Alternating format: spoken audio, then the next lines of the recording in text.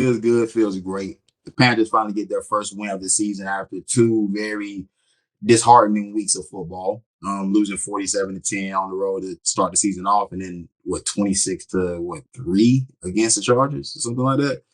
Yes, sir. To pop out yesterday against Vegas on the road, win 36-22. Mm-hmm. Yeah, that was. I was shocked. I'm not gonna lie. I was shocked by how well they performed. I figured the offense would look better because Andy Dalton's a veteran quarterback. He's been around. Canales seems to have a better relationship working with veterans than he does rookies to this point, or younger guys to this point. I wasn't surprised that we looked better. I was surprised by how much better the overall team looked when you can, but when you get to play complimentary football, you tend to have those things go that way. It's kind of shocking. For like the first time in a very long time, we took control of the game from start to finish. We kind of let the lead. We should have been up at least. I'm not. Maybe this is me being greedy. I don't think we shouldn't have just let them get them points at the end like that. What I'm saying? I wanted to. It turned to belts to ass, and then got a little. All right, y'all just got beat. You know what I'm saying? And it's been a while since I've seen, Panthers put belts to ass like that. But man, them boys really clicked, man. And I guess they could always do work good with veterans.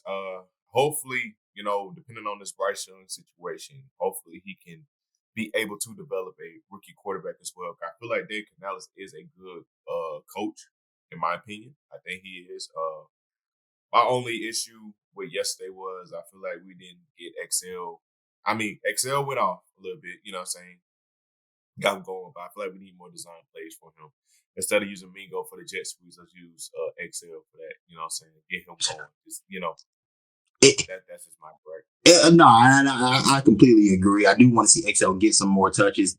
Focus on getting him the ball and get him included into the game plan. He's still a young receiver, still trying to find his footing in this league. You saw once he touched the rock yesterday, big play happened. And I did love to see the fact that we drafted a receiver that had explosive playmaking ability. And what did he do? Made an explosive play for us yesterday. Something that we hadn't seen in those first 2 weeks.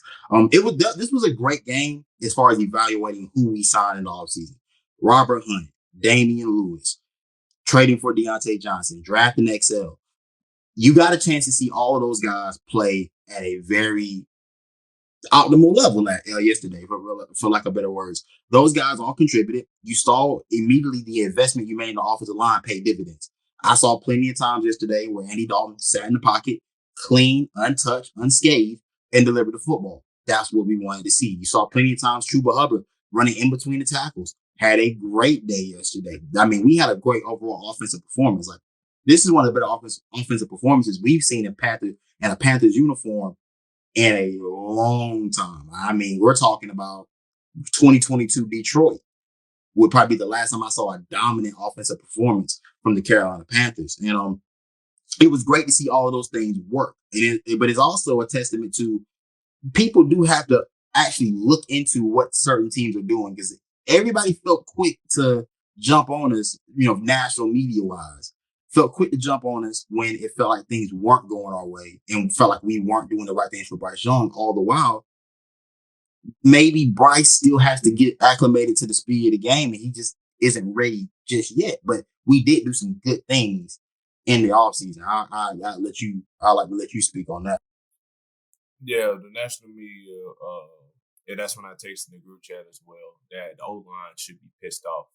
And if you notice, the O-line played kind of pissed off yesterday, especially Robert Hunt. I feel like he took the bashing for the national media to heart. He took it personally. Because, like I said, and I tweeted as well, I was like, so we're going to continue to ignore the passing grade that the offensive line had last Sunday when we played against the Chargers.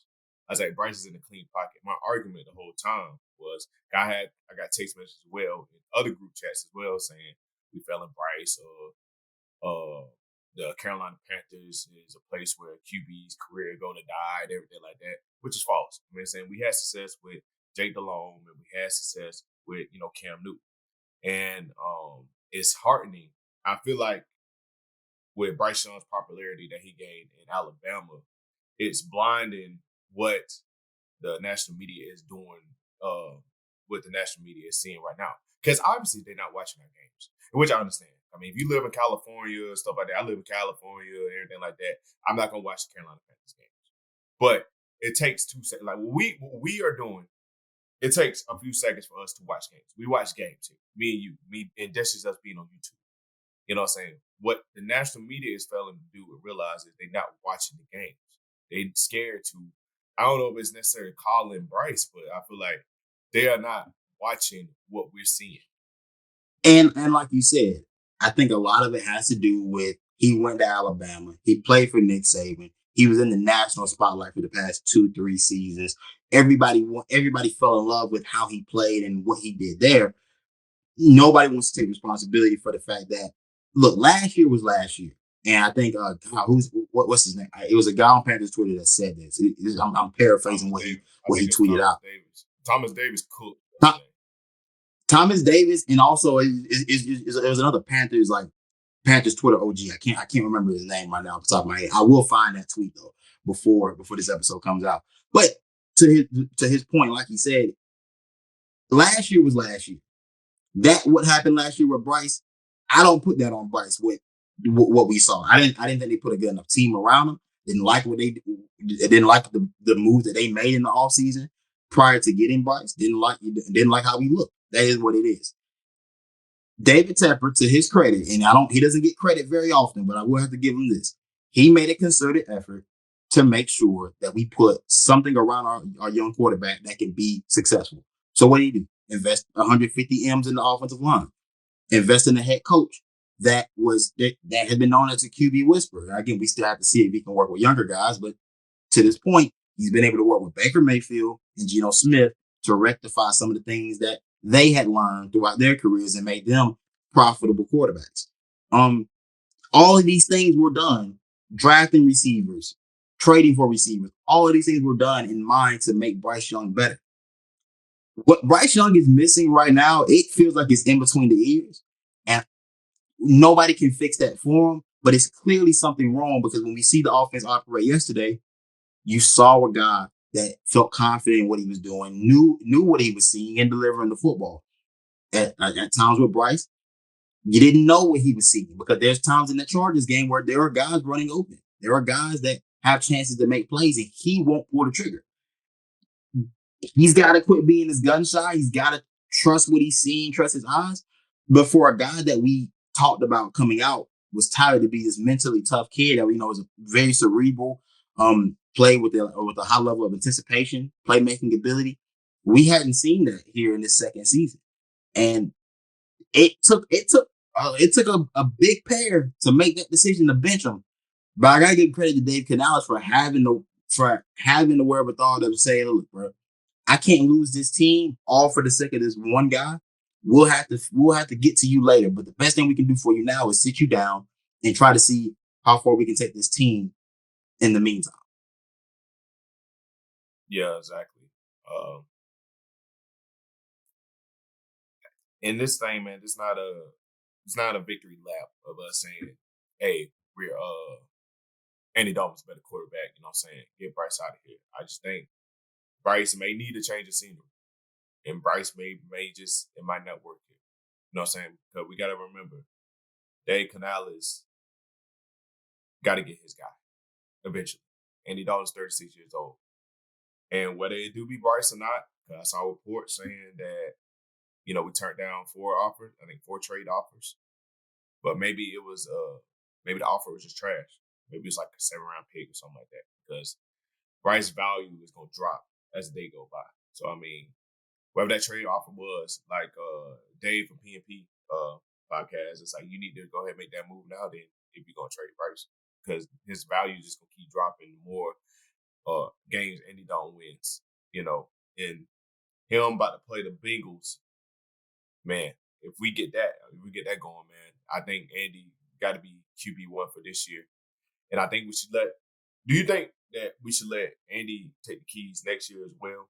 And then, because the 2026 class, they got a good bit of QBs in there. So 25, maybe it don't work out that much, oh well. But 26, there's a good bit of QBs there. So it's one of those things, right? Like the idea of going into a season, like going into the off season with Andy Dalton being my starting quarterback does not make me feel great. No matter how well Andy Dalton played. I give credit where credit is due. Balled his ass off the other day. Cool. I want to see what he can do for the rest of the year. If they so choose to let that happen.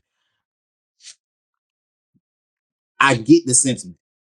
I get the sentiment. If you're asking me personally, F all football perspective and analytics and all that, I don't really want to see Andy Dalton led team going into the offseason. I truly can't get behind it, if I'm being completely honest. I understand it though. Makes perfect sense considering the situation that we're in.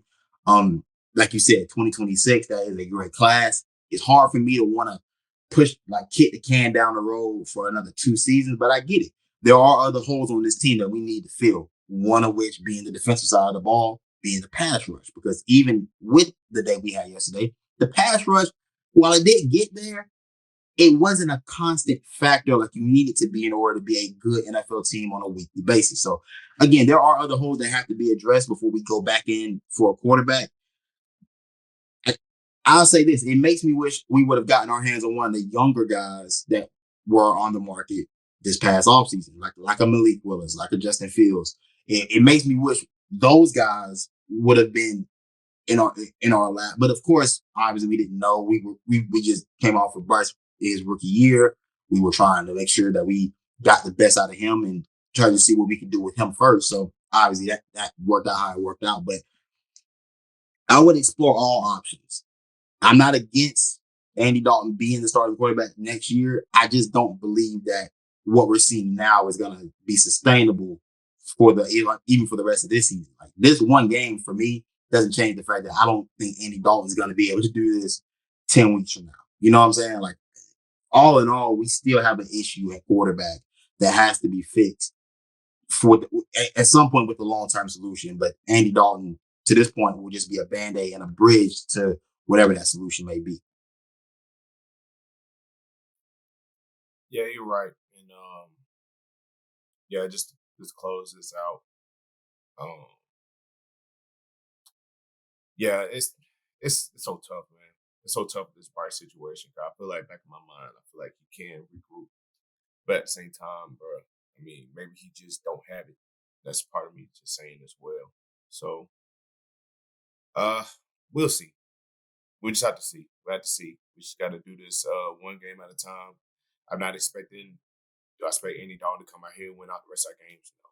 There's gonna be some ups and downs to this run. Him being QB1 at the moment, so just me personally, I don't see a situation where we go back to Bryce Young. Right, not right now. Not at this moment. Maybe all the situations I can see, maybe we keep Bryce this offseason. Maybe we give him one more go next year, something like that. Maybe, but I'll say this before we completely move off of it. I'm not done with Bryce. I'm of the mindset that he's still on a rookie deal. You still, and if you're not trying to go get a quarterback next season, be it via draft or via free agency, then he needs to be back in that building and to see if you can make some type of progress with him before you pull the trigger. Because it does you, I mean, trade value, I get it. I really do. I'm not completely out on the kid. I will say history doesn't show favor to quarterbacks that haven't shown any signs of life within like their first 15 to 16 starts. Typically, if you haven't seen anything within those, you typically don't have anything to build off of. A part of me still believes that Bryce can see it and be like, I think there's a way for him to be a successful NFL quarterback, but it may not, like you said before, it may not be in Carolina. It just may not be in the card for him to be successful here in Charlotte. But again, before we wrap it up and the real wrap up, I got to double down and give credit to Dave Canales. His scheme, which we thought was a good scheme, looked good. He made a tough call. He had that team playing at an optimal level yesterday. Like I do want to, because he put on a show in terms of his play call. Like I don't know if people are gonna give the credit to him today, but he put on an absolute clinic on how to call a game. And that's what I was expecting from a Dave Canales coach team. Seeing as what I saw last year from Tampa Bay, I'm like, this was what I was dying. Yeah. And last but not least, before we get up out of here, all the JC Horn slander, stay on that other side. Stay on that other side. Yeah. I told y'all. Yeah. Yeah. We ain't got to talk too much. We ain't got to talk too much. The numbers speak for themselves, dog. You know what I'm saying? You feel me? We can keep it rolling, though. They ain't want to try his side, not too much, but we're gonna keep it rolling, though, y'all. We ain't got to say too much. But we can talk about the place where JC Horn came from, where he was developed. You feel me? Developed here, nowhere else. Where